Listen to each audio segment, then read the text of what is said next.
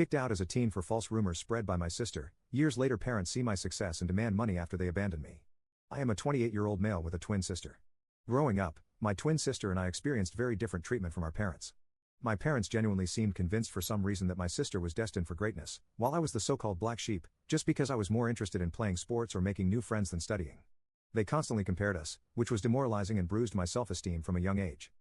As a child, I had to watch my sister have extravagant parties on our birthday with her friends while I was treated like an afterthought. She often had sleepovers with her friends, while I was never even allowed to bring my friends back to our place. To be honest, I loathed every minute of my childhood. The only person in the family who seemed to care about me was my grandfather. When he visited us, he always brought me my favorite chocolates and occasionally slipped a few dollars to me so that I could treat myself later. As the years passed, this blatant favoritism for my twin sister gradually transformed into emotional abuse directed at me. My parents would openly mock my grades and belittle my hobbies. It felt as though no matter how much I tried, I could never meet their expectations of being the perfect child. Although I was good at sports, they barred me from participating in extracurricular activities as they wanted me to concentrate only on studies just like my sister. It was frustrating, and I felt helpless as a child. Later in my sophomore year, I got grounded yet again, and this time, the crime? Having Snapchat on my phone. I had done absolutely nothing wrong except like all teenagers at my age, I had downloaded this app to stay connected with my friends. However, according to my parents, this was a huge crime and a breach of their trust as they had forbidden me from communicating with my friends. They went batshit crazy on me and threw all my stuff around the room. They then took the doors off my hinges and told me that I would have no privacy as long as I lived under their roof. Watching my parents abuse me this way, my twin sister, instead of supporting me, made my life worse. The toxic environment created by our parents' unjust actions allowed her to exploit the situation to her advantage. She adopted a pattern of lying about me, falsely accusing me of things I never did so that she could get away with everything. If she stole something, she'd effortlessly shift the blame to me, and my parents, already inclined to believe the worst about me, readily accepted her lies. She would demean me in front of my friends at school and would make fun of my appearance. Despite this, I had a wide circle of friends at school because I was approachable and open to making connections. My twin, however, struggled socially, and she started to resent that I could talk to people while she felt awkward. This jealousy reached a boiling point during our 14th birthday party when no one showed up for her on her birthday. I have no idea why her friends did that to her, but in stark contrast, my friends took me out for ice cream, and I had an overall wonderful day. This infuriated my sister further. To take revenge, my sister began to spread false rumors at school about me where she would portray me as a spoiled brat. She would falsely tell everyone that I was allegedly physically abusing her at home since our parents loved her more. Unbeknownst to me, she took things to a disturbing level. To fabricate evidence, she would punch herself, purposefully inflicting injuries like a black eye or bruised shoulder. The next day, she would confidently walk into school, displaying the self-inflicted injuries as proof of my supposed violence and make up stories. Whenever our parents questioned her about the injuries, she would lie, saying that it was due to innocent activities like playing football with her friends. The lies and her alleged black eyes started to gain traction, and people began to believe her distorted version of events. It wasn't long before whispers started circulating, and even my friends began to look at me with suspicion. At first, I noticed subtle changes. Friends who once chatted with me in the hallways suddenly became distant. Group hangouts became fewer and farther between. It was like a switch had been flipped, and people were hesitant to associate with the supposedly spoiled guy accused of violence. One day, I mustered the courage to ask my ex-best friend why things had changed between us. He opened up about how my twin sister had been spreading rumors about me. He revealed the detailed lies she had told everyone, accusing me of things I had never done. I was shocked to hear his words. The feeling was a mix of disbelief and betrayal, as if the ground beneath me had given way. My sister, someone I grew up with, was spreading lies about me, accusing me of things I would never even dream of doing. It was a betrayal that cut deep, leaving me with a knot in my stomach and a heavy heart. I confronted my sister the day after school, but she chose to ignore me. I begged her to stop lying about me, but she smirked at me and told me that I deserved to rot alone. I was at a loss for words because her lies and behavior were starting to scare me. I wanted to talk to my parents, but I was afraid that they would believe my sister over me. The isolation stung, especially because I had always been open to making friends. It felt like my sister's jealousy-fueled lies were tearing down the connections I had built over the years. Teachers, too, began to catch wind of the rumors.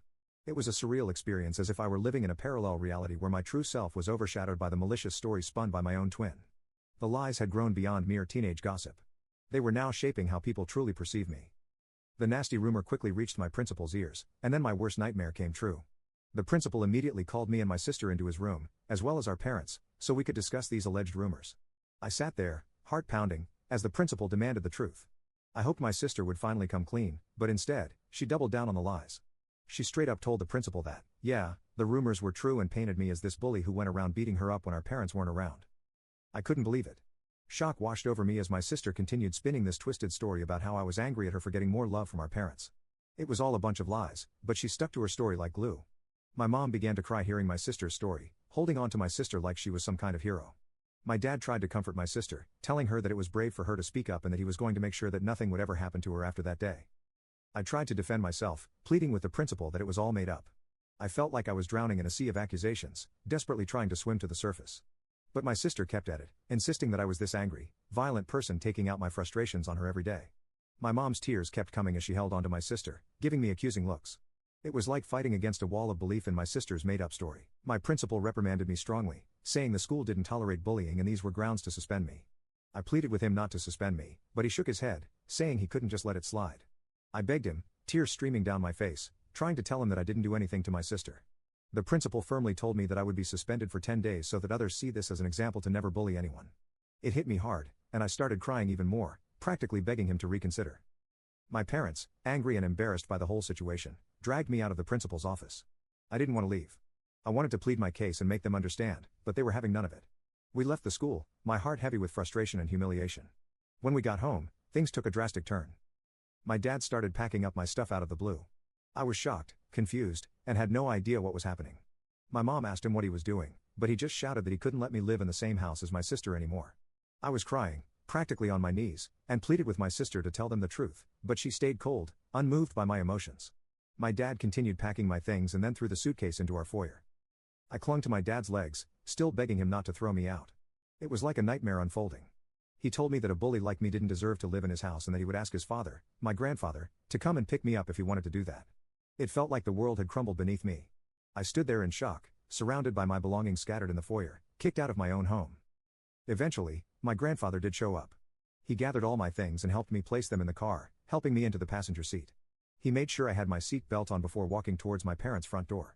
He rang the doorbell and when my dad opened the door, he started to yell at him for treating me this way. With stern determination, he warned him that if he ever approached me or tried to contact me again, he wouldn't hesitate to involve the police or the CPS since what he had done to a child like me could potentially wind up with him in jail. My mother, attempting to deflect blame, told him that it was my fault. However, my grandfather wasn't having any of it.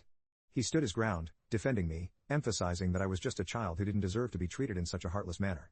That was the first time in my life I felt how powerful my grandfather was. He didn't back down to my parents and unlike what they believed, he trusted me. Eventually, we drove away, leaving behind my home, the only place I had ever grown up in.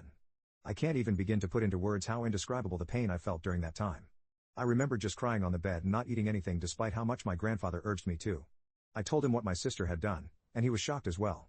He assured me that he believed my side of the story, and I was happy that I at least had one person who had my back. When the 10 days of suspension lifted, the prospect of returning to school felt like stepping back into a lion's den. As I entered the familiar hallways, the faces of my classmates spoke volumes, judgment, whispers, and sidelong glances. The weight of the false accusations continued to linger in the air. Meanwhile, my sister blatantly ignored me and acted like I didn't exist. She had become friends with a few people who believed her side of the story and saw her as the victim of my attacks. No matter how much I tried to tell my side of the story to anyone, it fell on deaf ears. I was an outcast, branded with an unjust label that clung to me like a shadow. No matter where I went, the classroom, the cafeteria, the corridors, the eyes that met mine were filled with disdain and mistrust. I became a loner. I would keep my head down and attend all my classes, have lunch alone in the cafeteria, and would straight go back home. I had no friends and it felt like everyone pretty much didn't want me there. Throughout all this, my parents never once called to check up on me. My grandfather would constantly remind me that this was not my fault and that life would eventually be okay. I graduated high school with good grades and was looking forward to college where hopefully I would have a better life. It was only when I went away to college that I first experienced what freedom felt like for the first time. No one was watching over my shoulders, no one was comparing my grades, and no one was trying to compete with me. I met people and formed friendships with like-minded individuals.